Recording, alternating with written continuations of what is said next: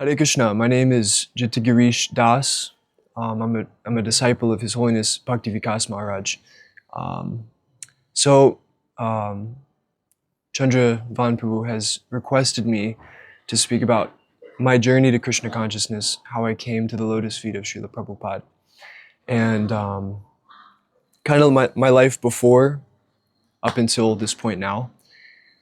Why would I do this? Well, after coming to India, this is my first time in India. I'm from the United States of America, and I'm coming here for the first time. And many devotees and people from India in general are impressed that somebody from America can take up to this Krishna conscious culture and live one's life like this, giving up previous upbringing in Western modern way of life.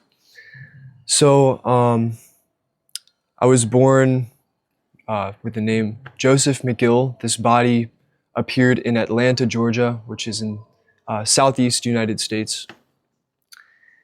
And my parents, they're well-to-do people, both Americans. They're both engineers. My dad is an environmental engineer. Well, both of them are environmental engineers. My dad worked for the Environmental Protection Agency, which is a branch of the United States government which does their best to protect the environment. So yeah, I grew up in the city, in inner city Atlanta, in a middle, kind of upper middle class family.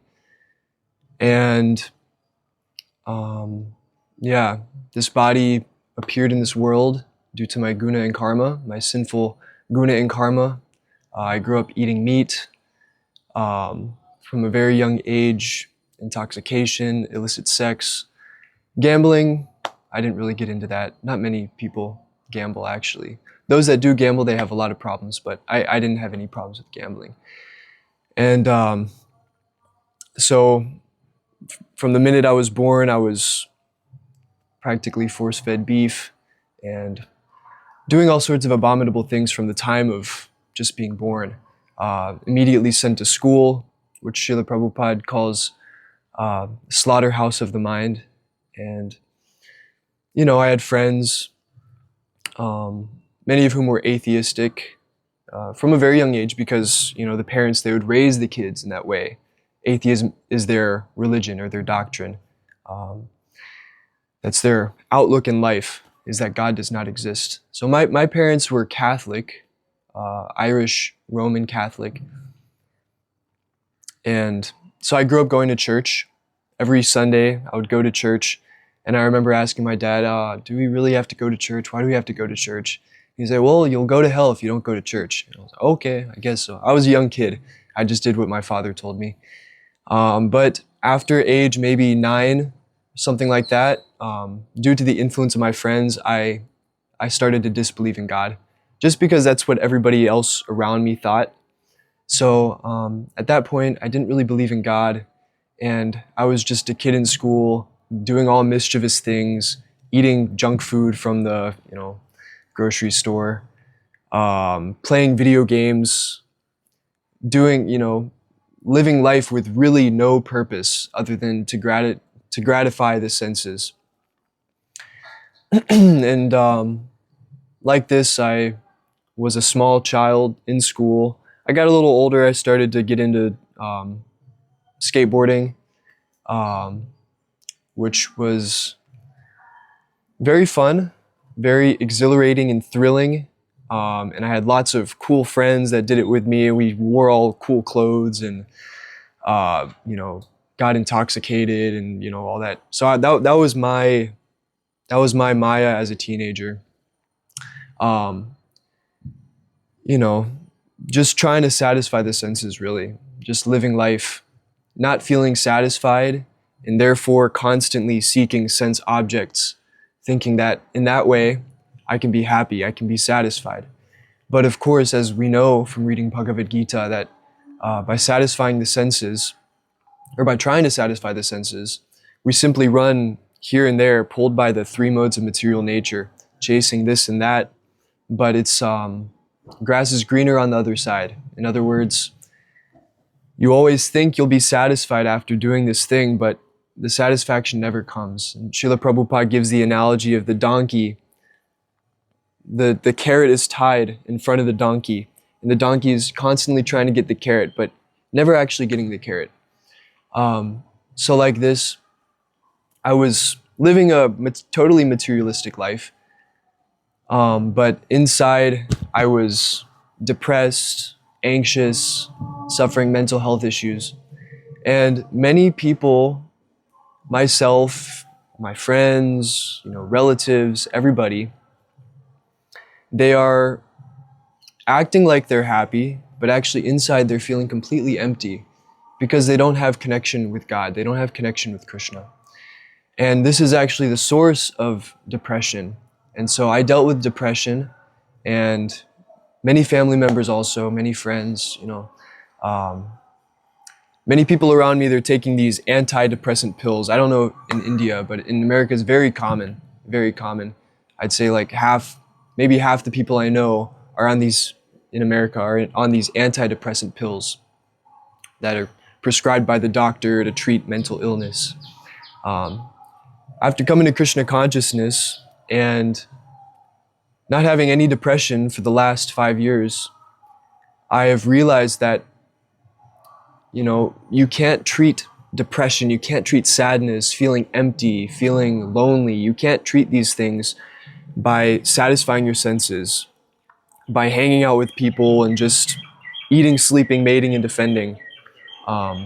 You can only cure these mental illnesses, you can only satisfy yourself truly by practicing Krishna consciousness, reestablishing your relationship with God, really coming into knowledge of what the purpose of life is, who we are, who is Krishna, and associating with devotees and being completely blissful, taking prasadam, dancing in kirtan, chanting. The process of Krishna consciousness is so blissful. And we're never lonely, we're never depressed because we know Krishna is always with us. So this is actually the source of happiness. The cure for mental illness is Krishna consciousness. So back to my story, I was a teenager, just doing all mischievous things, nearly failed school for some time, just got by, just enough to graduate. But after getting a little older, sobering up a little, I started to do well in school. And I graduated high school, went on to university. I went to Georgia State University, which is right in downtown Atlanta. And my Guru Maharaj relates how when he was manifesting the pastime of, being in high school, looking at to what he could do in university, he was completely uninspired to do anything. You have all these different hobbies, careers you can pursue. And each one of them's like, okay, computer engineer, architect, yada, yada. The list goes on and on. You could do any of these things. And even if you enjoy doing it at the beginning, eventually you'll get sick of it because just like anything in the material world, things get stale. You do something every day throughout your life with no higher purpose, with just the purpose of satisfying your senses. It's just not satisfying. Things get boring. And you're practically forced to do these monotonous activities when you work as we call karmi job, or just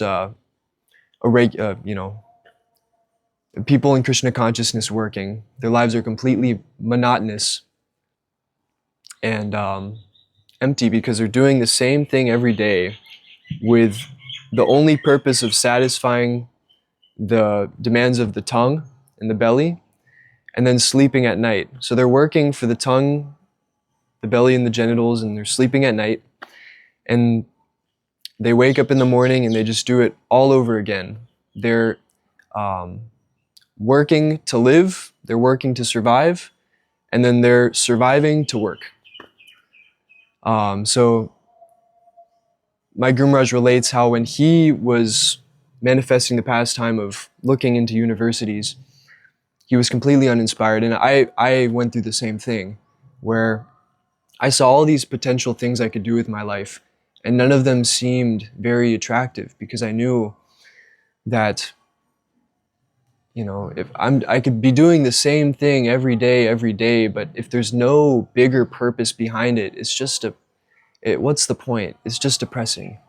So I wasn't very inspired to go to school, but due to social pressure, pressure of my parents and relatives in particular, I went to college, and I pursued a degree in sociology, social sciences, with the idea of I want to do something higher in life. So I thought by pursuing this degree, I could maybe be a social scientist, or more likely be a social worker, and, you know, not make so much money, but at least do something good.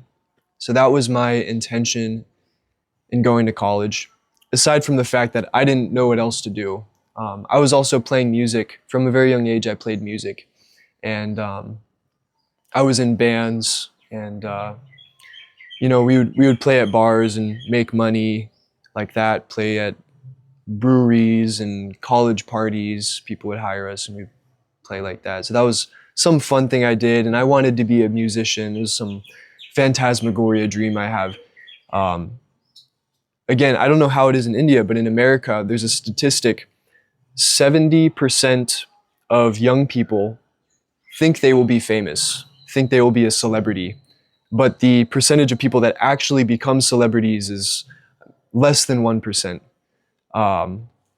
So I was one of these fools who thought maybe I could be famous doing this or that, and get name and fame and enjoy the material world very happily.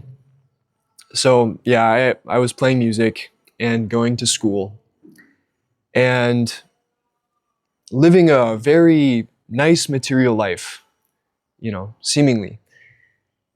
And I had a girlfriend, and we had a very happy time together, whatever. But then there was a point of time that came in at the end of the year in 2020, where my life just my material life just kind of crumbled out of my hands. And what happened was, I guess the first thing was, I got kicked out of one of the bands I was in because I'm a big egotistical person, and they found it hard to deal with me. So I more or less got kicked out of that band. And that was hurt. My ego was very hurt by that. I was a young man with first world problems, really insignificant thing. I mean, there's people on the other side of the world that are completely struggling and suffering life, but these are what we call first world problems, where, you know, you get kicked out of your band and it's, oh my God, it's the worst thing ever. It's really not a big deal, but for an immature person, I was very hurt by that. And then I kind of broke my back skateboarding. I slipped 5 discs in my back, and it's called retrolithosis, where the end of your spine curves in a particular way. And I was bedridden for about 1.5 years. Into Krishna consciousness too. I was bedridden for some time. So my back went out, I got kicked out of the band, and then my girlfriend left me, and then, you know, a few of my relatives died, and all this happened within the span of maybe 2 weeks or something, and I was like completely shocked, and I was just a miserable person, and people did not like to be around me because my association was very miserable. And yeah, so friends also just didn't associate with me, and I was just, you know, just down in the dumps, as they say. I hit rock bottom. That's a phrase common in America. Hitting rock bottom, where you know, there's nothing to look forward to. So at this time, I was very depressed, unmotivated in life, doing a lot of intoxication.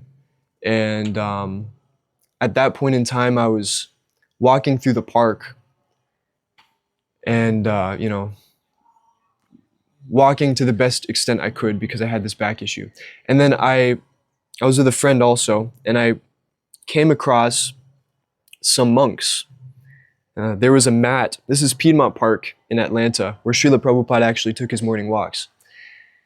And so I was just hanging out in the park, doing nothing important, and I see some monks. There's a mat, a sitting mat laid out in the grass, and a monk is playing harmonium, a monk is playing the mridanga, and then another one's playing kartals, and they're chanting the Hare Krishna mantra.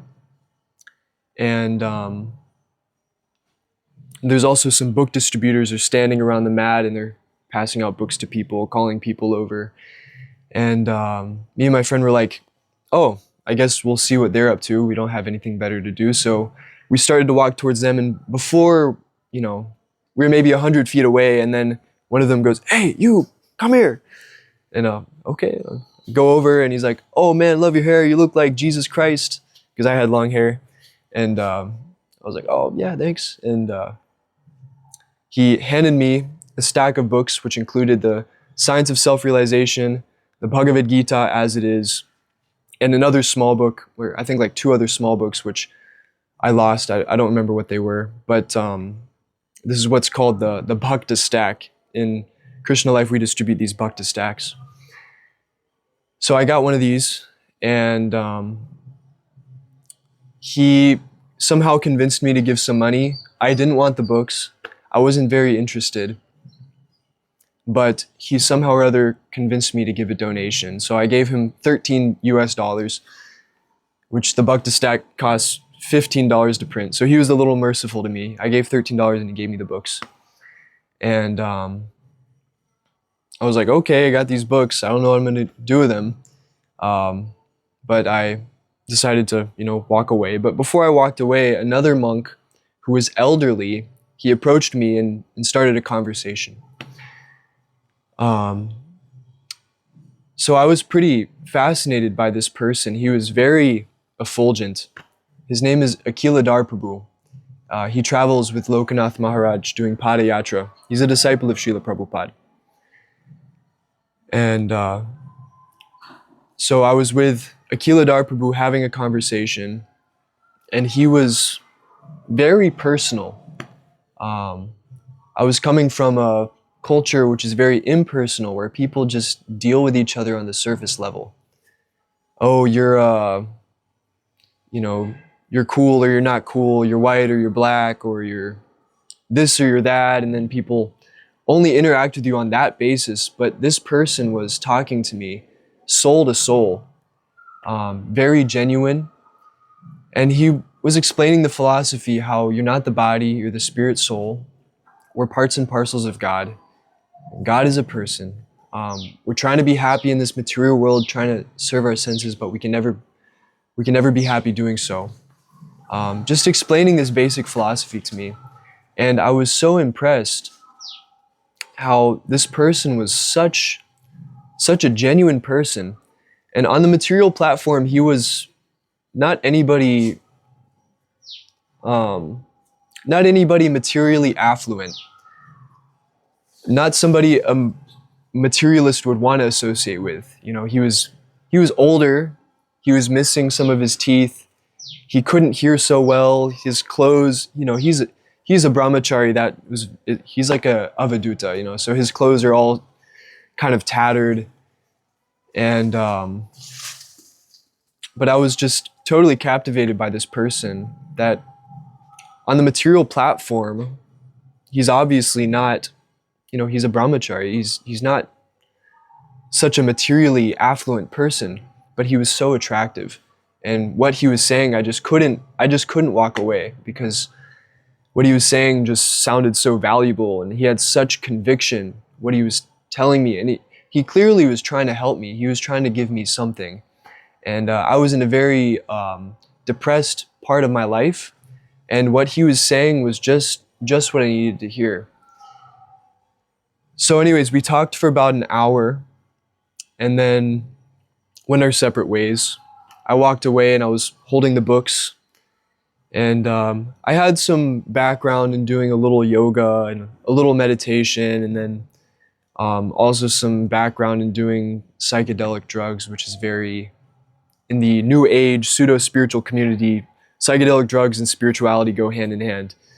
So I knew, or not knew, but I had some inclination towards spirituality, a small inclination. So I got the books and I was just very impressed by Akhiladhar Prabhu.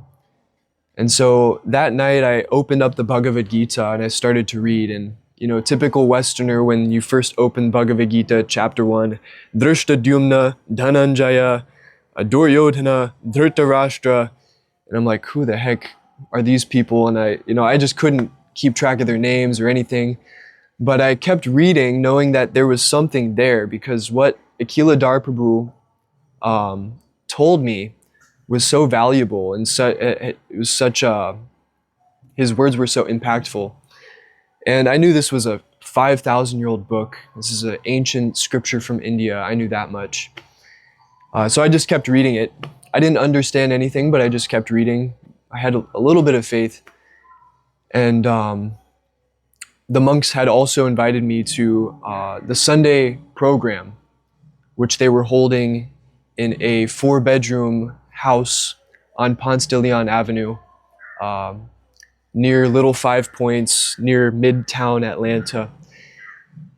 And I show up on Sunday, I go there, and standing outside the door welcoming guests were Mahotsaha Prabhu and Vishnu Chitta Prabhu.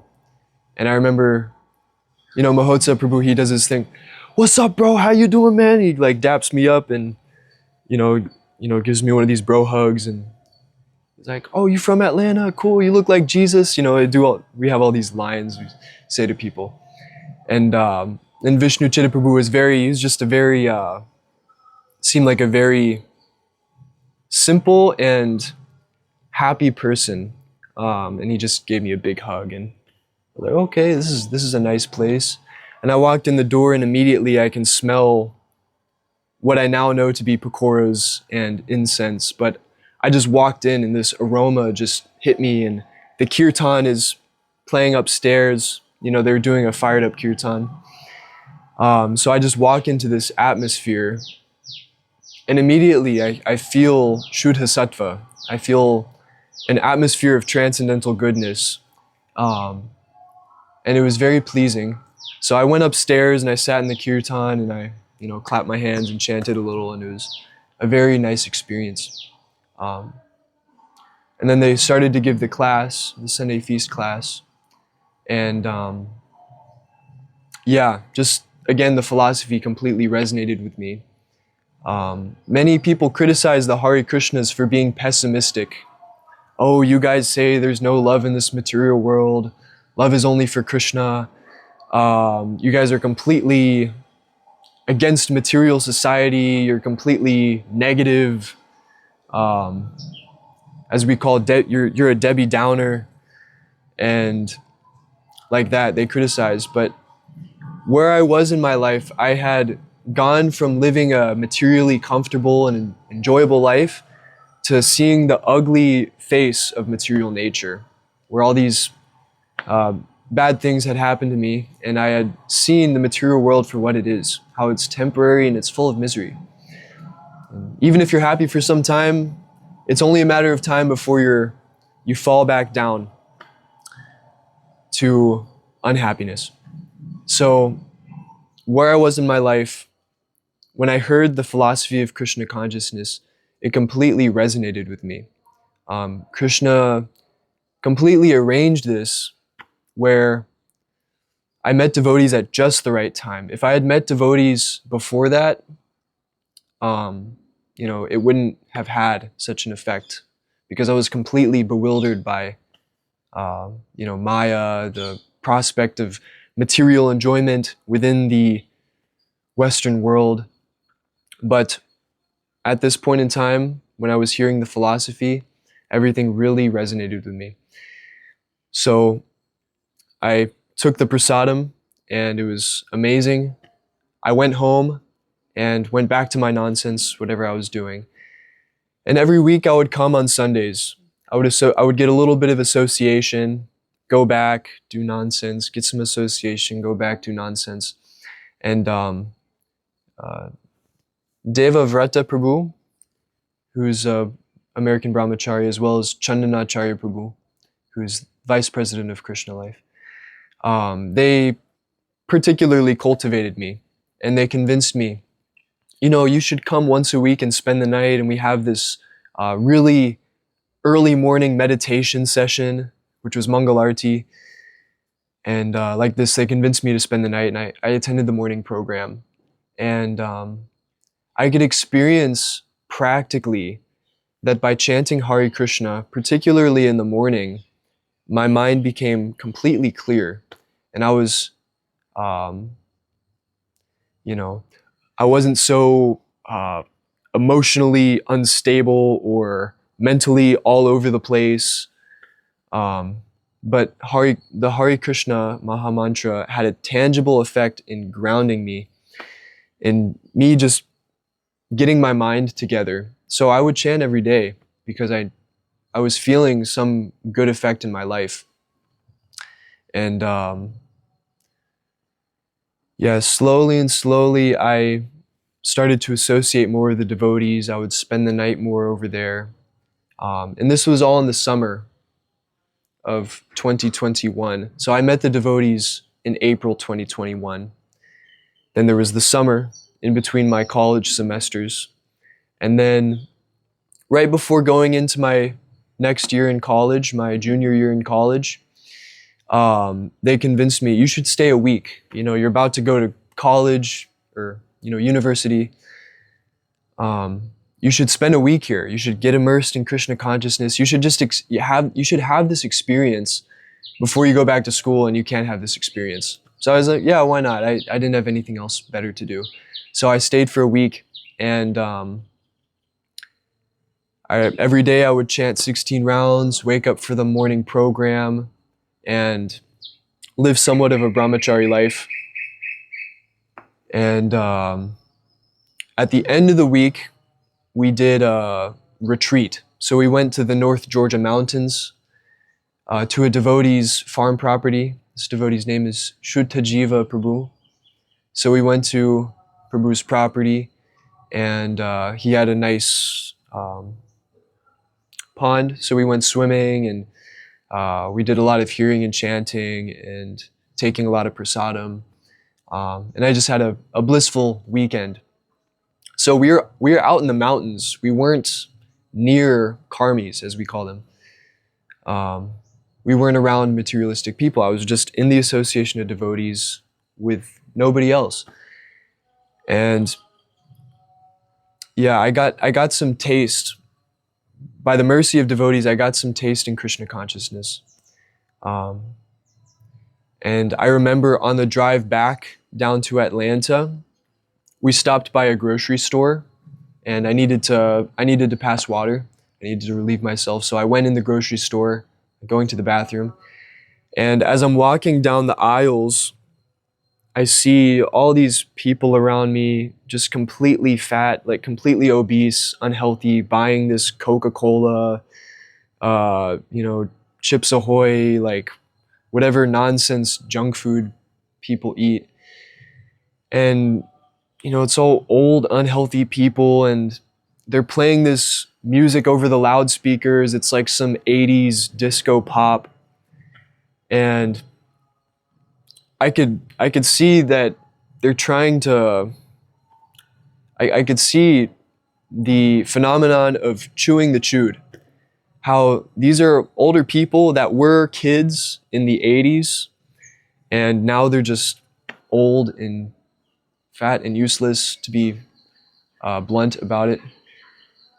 And they're listening to this music that they liked when they were teenagers, and they're just trying to enjoy, trying to hang on to this samskara they had when they were kids, of having material enjoyment. And they're trying to just relive that day in, day out. But I could just see that these people were completely miserable.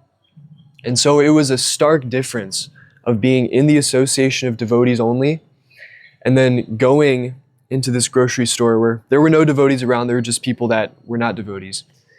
And I could really see that, wow, like what the devotees have is very special. Especially Akila Darprabhu, the senior devotee I met. Just seeing him in comparison to other older people that I knew, like my grandparents and these kind of people. Akila Darprabhu was completely blissful, completely happy, satisfied in life, but he had nothing. And so I knew that this Krishna consciousness was really something that could give satisfaction to the soul.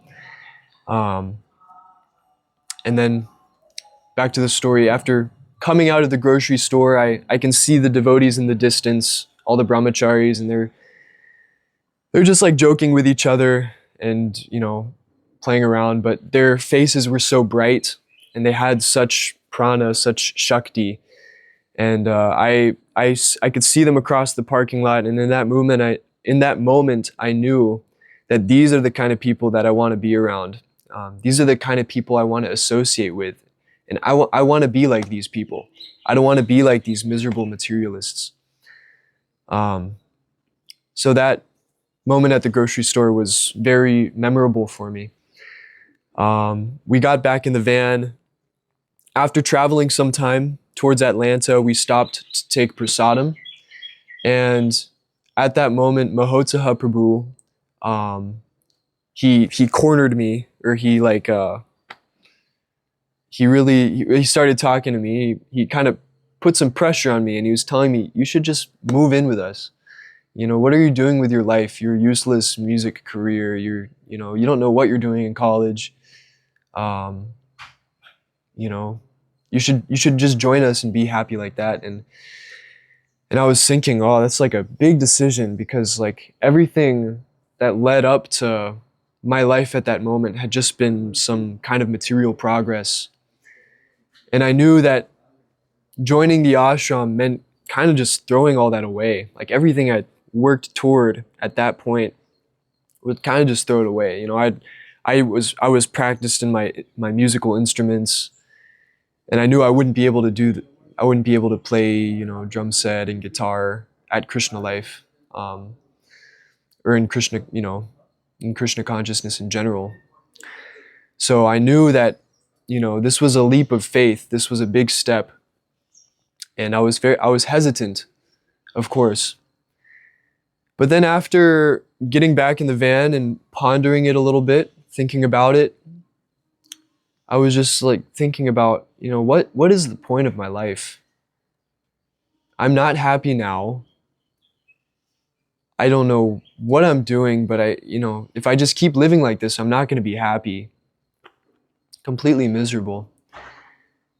So I was thinking, like, what's the point of it all? And just after hearing some philosophy of Krishna consciousness, I knew that there was purpose in Krishna consciousness. Living a life in Krishna consciousness has purpose, and living a life outside of Krishna consciousness has the purpose of gratifying the senses, which is just temporary and ultimately useless. So I understood this, and it was a difficult decision, but right there in that van, I decided, okay, yeah, I'm gonna give it a shot. I'm gonna go for it. I'm gonna join the Brahmachari ashram. I'm gonna, join the Krishna consciousness movement and serve Srila Prabhupada, because I don't know what else I'm gonna do with my life. And that was the first time in life where I knew what I was doing, in the greater sense. Where everything before that was like, okay, I can pursue this career, or I can do that, or I can associate with these people because that's what everybody else is doing and they look like they're happy, so I guess that's what I'll do. But at this point, I knew with my intelligence that this is purpose, this is very deep in purpose. This will make me happy. And Krishna consciousness is a life of making others happy also, through Sankirtan. This is Lord Chaitanya's movement. We don't just keep the bliss for ourselves. It's like a cup that's, it's filling up with water, but then it starts to overflow, and you just have to like keep getting more cups to collect all the water. So like this Krishna consciousness is so blissful that we can't help but share it with others. And this is Lord Chaitanya's compassionate mood of seeing the suffering living entities in the lap of material nature, and somehow giving them a little mercy, giving them some taste in Krishna consciousness, whereby they can come out of this material suffering and taste some real spiritual pleasure in service to Krishna. So I decided to do this. I decided to move in and try to give up my past activity, like bad habits and all that, which living outside of the association of devotees was impossible. I could not give up any of my bad habits outside of the association of devotees. But after coming to the association of devotees, it was very easy. Vishaya vinivartante niraharasya dehinaha raso varjam rasopyasya param drishtva nivartate. By ceasing your material bad habits, material propensities, you can't do it without getting a higher taste. So I practically experienced that, and yeah, I've been serving now for almost 5 years, kind of 4.5, and I'm coming to India for the first time, and yeah, I'm very happy in Krishna consciousness. I'm serving at Krishna life still, and I'm living brahmachari life, as you can see, and yeah, I'm just completely satisfied. I distributed books for about a year full time, and then now I'm in temple management service, so that's what I've been doing. And now we've gotten this farm property, and we're starting this ambitious project to satisfy Srila Prabhupada by establishing Daivavarnashram Dharma farm communities in America, which is a very ambitious project, and we need all the blessings and all the mercy of the devotees. So you can kindly pray for us, kindly bless us that we can do something spectacular, something big and wonderful for Srila Prabhupada. We're all very ambitious, very committed, very dedicated, and you know, I always think of this saying, take no prisoners, which means, I don't know where that comes from, but it just means, no matter what, we're going to do this. And of course, we know that everything happens by the mercy of the Guru, the mercy of Krishna, but we have to give it our all. And yeah, because there's no other purpose in life. Like, what else are we going to do with our lives other than serve Srila Prabhupada?